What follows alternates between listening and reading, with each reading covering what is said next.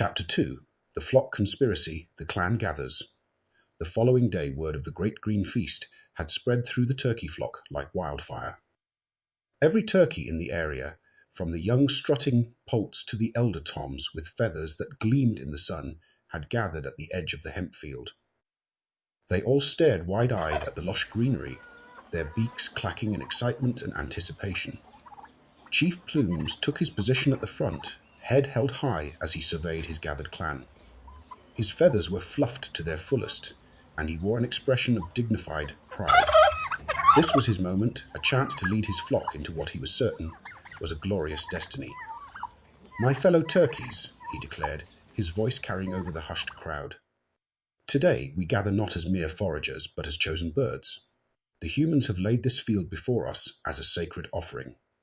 They wish to honor us, to prepare us for the great feast where only the bravest, the most cunning among us, will ascend." The flock erupted in a clamor of gobbles and clucks, each turkey swept up in Chief Plume's words. They craned their necks, peering at the field with a newfound sense of reverence. Riffletail, already feeling the effects of the plants from yesterday's feast, was nodding vigorously, his eyes half closed in a dreamy daze. "This is our time," Riffletail murmured to the turkey beside him. "We're part of something big. The humans respect us." Gobbleweed, ever eager, had already started nibbling at the edge of the field, mouthing mouthfuls of hemp leaves and savoring each bite with a blissful sigh. "It's so green and tasty," he mumbled, almost to himself. "They really went all out for us, didn't they?" The turkeys began to pour into the field, each of them pecking at leaves and fluffing up their feathers as if they were preparing for some grand ritual. Chief Plumes strutted among them, nodding approvingly as he watched his clan indulge in the feast, convinced that they were fulfilling some grand purpose. But even as they feasted, an air of paranoia began to creep through the flock. Several turkeys kept glancing nervously at the scarecrow standing tall in the field, its blank face and outstretched arms casting a shadow over their celebration. The memory of their encounter with the scarecrow the day before was still fresh in their minds, and whispers began to spread among the flock. Riffletail, his feathers puffed and eyes darting, sidled up to Chief Plumes. Do you think that Guardian is here to test us?" he whispered, glancing over his shoulder at the scarecrow. "Maybe it's watching, making sure only the worthiest of us partake." Chief Plumes nodded solemnly, playing into the growing tension. "Indeed, Riffletail, this is a test of our bravery, of our right to partake in this sacred meal. Only those who show courage in the face of the Guardian will earn their place at the great feast." Gobbleweed, overhearing their conversation, let out a loud gasp. "A test, I knew it. That thing's got its eyes on us, making sure we're fit to be honored," he squawked, feathers trembling as he eyed the scarecrow suspiciously. The flock quickly descended into a mix of feasting and nervous glances at the scarecrow, each turkey convinced it was judging them, evaluating their worthiness. Every creak of straw, every flutter of fabric in the breeze sent ripples of anxiety through the group, and they began to adopt a comical sort of stealth mode, nibbling with exaggerated care while trying to keep one eye on the scarecrow. Chief Plumes, seeing his flock's growing paranoia, decided to use it to his advantage. "Remember," he announced, his voice full of authority, "only the bravest turkeys will pass this test. We must show no fear, for this guardian can sense weakness. Act with courage, and you will be rewarded." Reassured by their leader's words, the turkeys tried to regain their composure, each of them casting sidelong glances at the scarecrow, while pecking away with a mix of determination and dread. To them, the scarecrow had become a mystical gatekeeper, a silent overseer determining which turkeys were worthy of the great feast, and which were not. Yet, despite their bravery, every unexpected breeze or rustle of the scarecrow's straw arms sent them into panicked squawks and flaps, scattering feathers across the field. The flock regrouped each time, huddling closer and whispering about their ordeal, certain that every bite they took brought them one step closer to turkey greatness.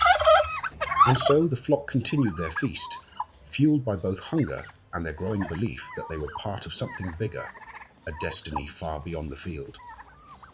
Meanwhile, the scarecrow stood silently, unmoving, as the turkeys danced a chaotic dance of paranoia around it, oblivious to the reality of their situation. Fear and paranoia intensify.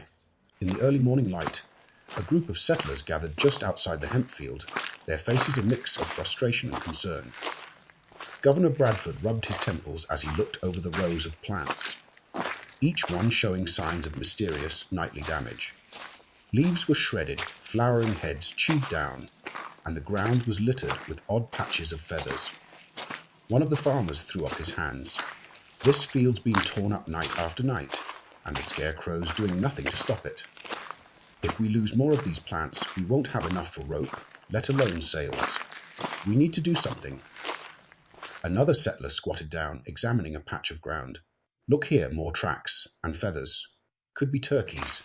We've seen them poking around more than once. Bradford sighed, glancing at the scarecrow with a hint of resentment. Well, whatever it is, it's bold. Seems they're out here feasting on the plants as soon as the sun sets. If we don't scare them off soon, we'll be down to nothing. Perhaps a few extra scarecrows could give the field more presents. The settlers exchanged nods, some muttering about adding bigger hats and maybe a coat or two. With a final glance at the field, they dispersed to gather supplies, convinced that their new scarecrow army would solve their mysterious problem. Meanwhile, in the field, the turkeys continued their feast, oblivious to the settlers' concerns and intent on their divine ritual. They'd been at it for days now, a clan of blissed-out birds chomping on leaves and flowering heads alike, peering with equal parts awe and suspicion at the single scarecrow standing watch over the field. Every turkey in the flock had heard about the guardian by now. It had become something of a myth among them, a silent judge, a mystical overseer who determined which turkeys were worthy of the feast. And while the lure of the plants was strong, the sight of that scarecrow looming over the field sent shivers through even the boldest members of the flock. Gobbleweed, still munching as he stared at the scarecrow, muttered, "It's watching us, I swear. I saw its arm twitch yesterday." Riffletail, already wide-eyed from the effects of the hemp, nodded fervently. "It's testing us, Gobbleweed. Only the bravest turkeys get to feast in its presence. That's how we know we're chosen." Chief Plumes, sensing the growing tension, decided to fan the flames. "Listen, flock," he called out, his voice carrying across the field. "This is a sacred test. The humans have placed the guardian here to challenge us. Only those who show courage in the face of fear will earn their place at the great feast." The flock gobbled in nervous agreement, each one glancing uneasily at the scarecrow. The more they stared, the larger and more menacing it seemed to become, its straw-stuffed arms swaying slightly in the breeze, as if ready to reach out and snatch an unwary turkey. Convinced that the scarecrow was watching them, the turkeys adopted an elaborate, clumsy form of stealth. They crouched low as they nibbled, darting quick glances at the guardian every few moments.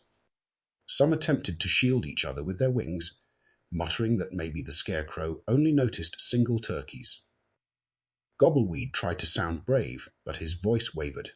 "I'm telling you, it blinked at me, right when I was pecking that flowering head. I don't know if I can keep passing this test, Chief." Chief Plumes shot him a stern look. "That's the spirit, Gobbleweed. Bravery, remember? The guardian sees all. If you flinch, it knows." The turkeys, filled with equal parts paranoia and determination, forced themselves to keep eating, each of them imagining that they were proving their courage. Every rustle of the scarecrow's straw, every shift of its shadow, made them freeze in place, certain it had spotted them. Just when they'd start to relax, another breeze would drift through, rustling the scarecrow's tattered clothing, and they'd be sent into a frenzy all over again. Some would dive for cover behind their fellows, while others would flap their wings wildly before regrouping with sheepish expressions, pretending they hadn't panicked. Through it all, Chief Plumes strutted around with his feathers puffed out, repeating his mantra. "Only the courageous shall dine without fear. Only the worthy shall partake in the great feast." Then, as dusk settled over the field, the flock froze in unison, wide-eyed as they spotted something strange. Not one, but several new scarecrows now dotted the perimeter, each one with outstretched arms and hats that seemed somehow larger and more menacing than the last. They were flanked on either side by new guardians, forming a line that surrounded the field. Gobbleweed's beak dropped open. "It's an army! They're everywhere!" he whispered, trembling as he hid behind Riffletail. Riffletail gulped. They must know. They know we're eating the leaves. This is the final test, Chief. Only the bravest turkeys will make it. Chief Plumes, visibly rattled but unwilling to lose face, lifted his head defiantly. "Yes, flock, the humans have sent more guardians to challenge us. This is our greatest test yet. Only the fearless will pass through." The turkeys, now fully consumed by both hunger and terror, took hesitant nibbles from the leaves and flowering heads, each one convinced that the new scarecrows were watching and judging every move. Every breeze that fluttered the straw arms or made the hats sway had them flapping and squawking in frenzied paranoia. In the shadows of the multiplying scarecrows, they continued their feast, each convinced they were on the brink of greatness. Oblivious to the settlers' true intentions and to the gathering forces that they believed were closing in on their sacred meal. The stealth tactics escalate. The field was cast in a dim, hazy glow as the turkeys shuffled in, each moving with exaggerated caution. The scarecrows stood in their silent, foreboding line along the edges, their straw-stuffed arms stretched out like silent sentinels. Gobbleweed, eyes wide and glazed, was the first to speak up. "Dudes, those things are like totally watching us," he whispered, his voice low and awed. "I can feel their energy, man. It's like so intense." Chief Plumes, attempting to regain his leaderly composure, nodded slowly. Yeah, I feel it too, bro. This is like a cosmic test, you know." He raised a wing, gesturing at the scarecrows with a solemn expression. "Only the brave, the righteous, will pass." Riffletail, who was crouched low and swaying slightly, took a deep, slow breath, his eyes darting between the scarecrows. "We gotta blend in. Become one with the field, man. If they can't see us, they can't judge us, right?" "Totally," Gobbleweed agreed, nodding with exaggerated seriousness. "We gotta move super low. We're the grass dudes. We're invisible." And so the turkeys began what they considered their ultimate stealth tactic. Gobbleweed dropped low to the ground, practically belly crawling. His wings spread out as if he was trying to merge with the earth itself. "I'm like the wind dude, totally undetectable." Riffletail, inspired, adopted his own method. He turned sideways and began a slow-motion shimmy, tilting his head every few steps. "I'm just like a leaf floating along. No way, they'll spot me, man." Chief Plumes watched approvingly, his eyes half closed as he wobbled slightly. "Exactly, my dudes. We are like part of the universe right now. Just gotta keep it chill, totally chill." He straightened up, attempting a calm, wise expression as he took a few pecks at a flowering head, all while sneaking peeks at the nearest scarecrow. But then, with the slightest breeze, one of the scarecrow's hats tilted, its straw-stuffed arm rustling just enough to make the turkeys freeze. "Oh? Whoa," Gobbleweed whispered, his feathers puffing up in alarm. Did that thing just move?" Riffletail's eyes went wide as he slowly backed up. "Yeah, dude, it's vibing right at us, man. I feel its energy." Chief Plumes, trying to maintain composure, whispered, "Stay cool, dudes. They're just checking if we're worthy. Only the chillest turkeys pass this test." He took another slow-motion peck, barely moving as he glanced at the scarecrow, his eyes suspiciously wide. The rest of the flock, caught up in a mix of paranoia and awe, adopted even more elaborate stealth tactics. Some turkeys lay flat on their bellies, claiming they were one with the earth, man. Others started zigzagging erratically, convinced the scarecrows couldn't follow their wild vibrations. Gobbleweed, now practically horizontal, muttered, "I'm invisible right now. They can't see me, 'cause I'm totally blending in." Riffletail, still swaying in slow-motion circles, chimed in, "Totally, dude. We're like turkey ninjas, man, shadows in the night." Every now and then, a breeze would rustle the scarecrows, sending the turkeys into frenzied flapping as they scattered, then regrouped, each whispering about how intense the Guardian's presence felt. When they finally settled again, Chief Plumes took a deep, calming breath. "All right, dudes, let's keep it mellow. Just like flow with the vibe. We're so totally worthy of this feast. Gobbleweed nodded, his eyes heavy-lidded as he took a cautious peck at the nearest flowering head. Yeah, we got this, bros. We're like warriors of peace, you know? With that, they resumed their feast, each turkey moving in strange, exaggerated slow motion, convinced they'd outsmarted the scarecrows. In their hazy state, they truly believed they were stealth masters, blending seamlessly into the field, proving their cosmic worthiness. To the silent guardians. And so, in a haze of feathers, stilted movements, and muttered wisdom, the turkeys continued their absurd ritual, convinced that every bite brought them closer to enlightenment, while the scarecrows, as indifferent as ever, stood silently, casting long shadows over the flock's surreal display of stealth. Hemp-fueled philosophy. The settlers stood at the edge of the field, each one eyeing the mangled plants with a mix of frustration and confusion. Governor Bradford was already pacing, his brow furrowed in thought, when one of the younger settlers scratched his head and raised a question. Governor, do you think... Well, I mean, with how much those turkeys are eating, do you think they're, getting high from all this hemp? The older settlers burst out laughing, a few of them shaking their heads in amusement. Oh, absolutely, one of them chuckled. They've got tiny little bodies, and they're tearing through this field like it's a banquet. Wouldn't be surprised if they're seeing stars by now. Another settler, still grinning, added, Maybe that explains why they keep coming back. Probably convinced the scarecrows are alive and watching their every move. Bet they're out there, flapping around, all paranoid. The group shared another round of laughter, picturing a flock of stoned turkeys stumbling around the field, dodging scarecrows and pecking at leaves in a daze. The image was so absurd that even Bradford, despite his frustration, cracked a smile. Well, whatever's got them coming back, high or not, they're still tearing through our crop, Bradford said, regaining his serious tone.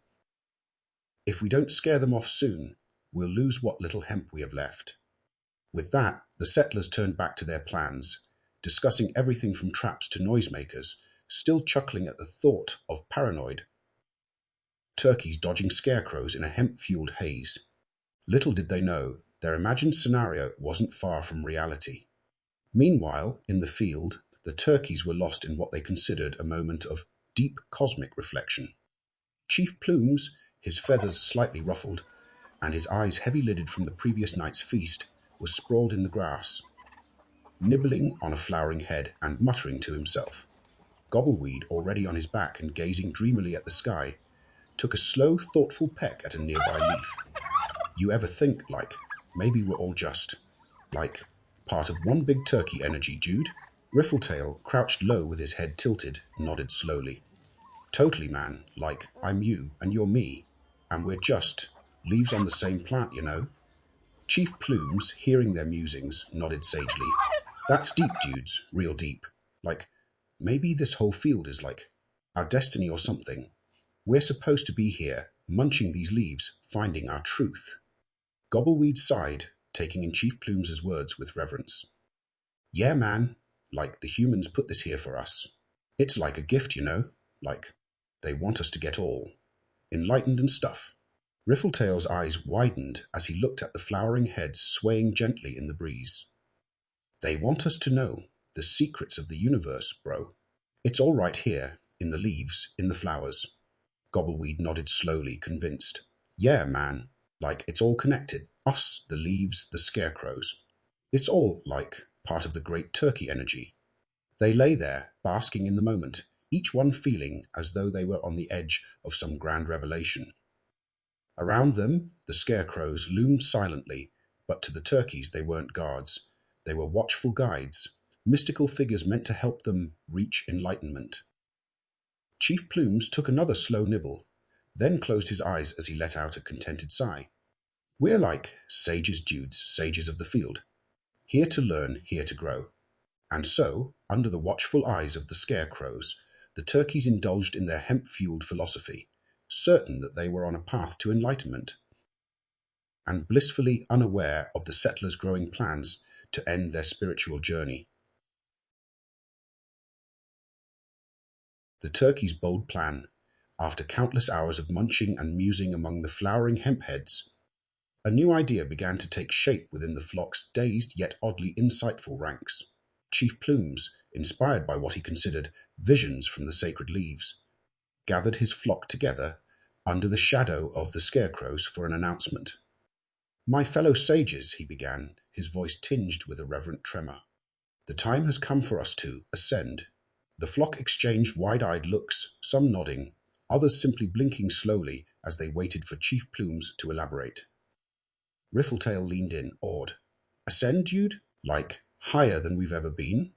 "Hell yes, man," Chief Plumes replied, puffing out his chest. "It's like our damn destiny to move beyond just feasting. We're here to show the humans we're not just some dumbass turkeys. We're like cosmic turkeys, sages of the hemp fields. They put these fields here for us, right? And these scarecrows, they're our guides, our watchers. They're here to see if we're ready for the next level." Gobbleweed, now thoroughly convinced, let out an enthusiastic gobble. "Whoa, that's intense as hell, Jude. So, what's the plan, Chief?" Chief Plumes paused dramatically, scanning the field with narrowed eyes. "We're gonna march right up to the humans," he declared. "Show them we're not just some clucking featherheads. We're like enlightened. They'll see our wisdom and be like, blown the f away, man." The flock erupted into a chorus of excited clucks and gobbles, each turkey convinced that this was indeed their grand purpose. The humans wouldn't just see them as ordinary birds, but as beings on a higher plane, worthy of respect, and perhaps even reverence. Riffletail, nodding along in agreement, raised a wing. "So like, we just walk right up to them, all calm and shit." "Exactly, Jude," Chief Plumes replied, his gaze intense. "No effing around, no flapping like idiots. We're just going to strut right into their village, calm and collected. Show them we've got turkey enlightenment. They're not going to know what the hell hit 'em." Gobbleweed puffed up his feathers, his eyes shining with a mix of determination and haze. "I can totally do that. Just like, walk up all cool and be like, 'Sup, humans. We're here.' They're going to be effing speechless." And so, with a few more affirming gobbles and a last round of solemn pecks at the flowering heads, the turkeys formed their line. Each one fluffed their feathers, tilted their heads just right, and set off on what they believed was a dignified march toward the village. As they strutted forward in slow motion, their heads held high, the turkeys were convinced that they looked majestic. Cosmic creatures with a grand message for the humans. In reality, they resembled a wobbly line of stone birds with glazed expressions, moving in awkward unison, some swaying as they walked, others tripping over their own damn feet. They envisioned themselves walking into a grand reception, the humans gasping in awe at the sage turkeys who had come to share their wisdom. What awaited them, however, was a gathering of settlers armed with traps and noisemakers, ready for what they assumed was a pest invasion. But the turkeys remained blissfully unaware, certain they were on the brink of greatness. An alliance forged not through traps or fear, but through a universal understanding that only enlightened turkeys could bring.